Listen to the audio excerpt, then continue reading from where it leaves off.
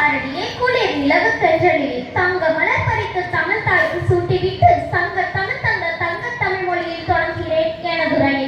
இன்று நாம் கொண்டாடும் குடியரசு தினம் இந்தியா ஒரு ஜனநாயக குடியரசாக உருவான பெருமைமிகு நாடாகும். இந்தியாவின் தேசிய சின்னங்கள் நமது நாட்டின் அடையாளமாகும்.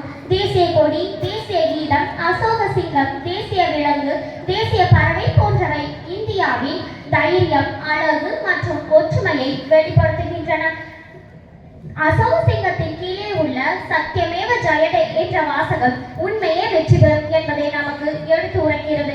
தேசிய கொடியின் 3 நிறங்கள் தைரியம், அமைதி, வளமை இந்தியாவின் மதிப்பை எடுத்துரைக்கின்றன. இந்தியாவில் பல மொழிகள், பல கலாச்சாரங்கள் இருந்தாலும் நாம் அனைவரும் இந்தியர்கள் என்ற ஒரே அடையாளம் நம்மை இணைக்கிறது. அதுவே தேசிய ஒற்றுமை.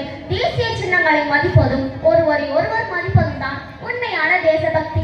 இளம் தலைமுறையினரான நாம் ஒற்றுமையுடன் வாழ்ந்து நாட்டின் வளர்ச்சிக்கு பங்களிப்பதே நமது கடமை. ஒரு நாடு வலிமை பெற அதன் நாட்டு மக்கள் ஒற்றுமையாக இருக்க வேண்டும்.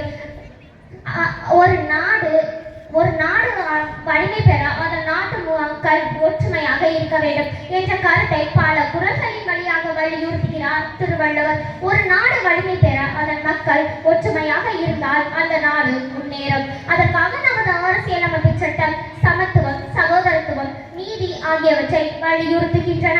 தேசிய சின்னங்களை மதிப்பதும் மனிதநேயத்தை பின்பற்றுவதும் திருக்குறளை போதிப்பதும் இரண்டும் ஒன்றுக்கொன்று துணையாக இருக்கின்றன. 3 எழுத்தில் எம் மூச்சு இருக்கும், அது முடிந்தாலும் எம் பேச்சு இருக்கும். பேச்சின் முடிவில் வழங்குவது நல்ல பழக்கம், அதுவே எனது வழக்கம். அதனால் பேசி முடிக்கிறேன். நன்றி, வணக்கம்.